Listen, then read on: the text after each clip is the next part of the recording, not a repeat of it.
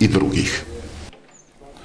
Općina Tuzla odlučila je zadužiti se za oko 5 miliona maraka za uljepšavanje centra grada. Prigradska naselja istovremeno vape za obnovom i izgradnjom infrastrukture neophodne u svakodnevnom životu. Nisu, kažu, zaboravili da je nedavno odlučeno da se pola miliona maraka izdvoji za gradnju spomenika kralju Tvrtku. Treće slano jezero u Tuzli za neke njene stanovnike biće preslano.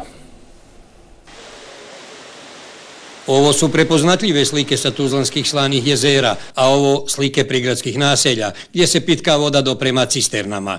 Umjesto da rješava ta i druge probleme, opština je odlučila utrošiti 5 miliona maraka i sagraditi treće jezerce i pristupni nadvožnjak, preurediti i 2 parka i, da ne usfali, formirati još jednu opštinsku televiziju.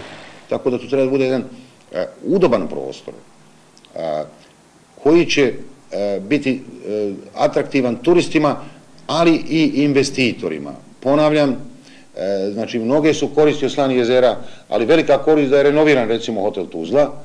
Svi ti projekti su u smislu razvojne strategije općine Tuzla predviđeni.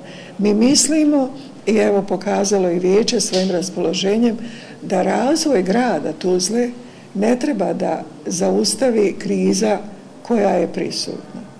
Da umiri one što žive od cisterne do cisterne, vijeće je zadužilo načelnika da u nekom narednom periodu ponudi rješenja, jer eto, znaju da su ti problemi od životne važnosti za građane. Od 5 miliona maraka nijedan projekat nije prepoznat u prigradskim mjesnim zajednicama, tako da su svi projekti, svi njih 5, u iznosu od 5 miliona maraka u užem dijelu grada.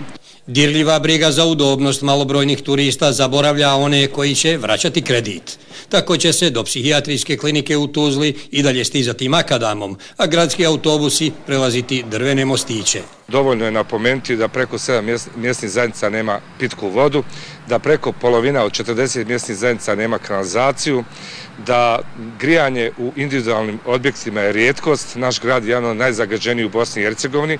Nadvožnjak preko sjeverne saobraćajnice je potreban. Onaj kojeg nema u projektu preko južne saobraćajnice, gdje na više od pola kilometra nema ni pješačkog prelaza, mnogo je potrebniji. Sezona kupanja traje najviše 60 dana. Vodu trebamo 365, osim ako opština drugačije ne odluči.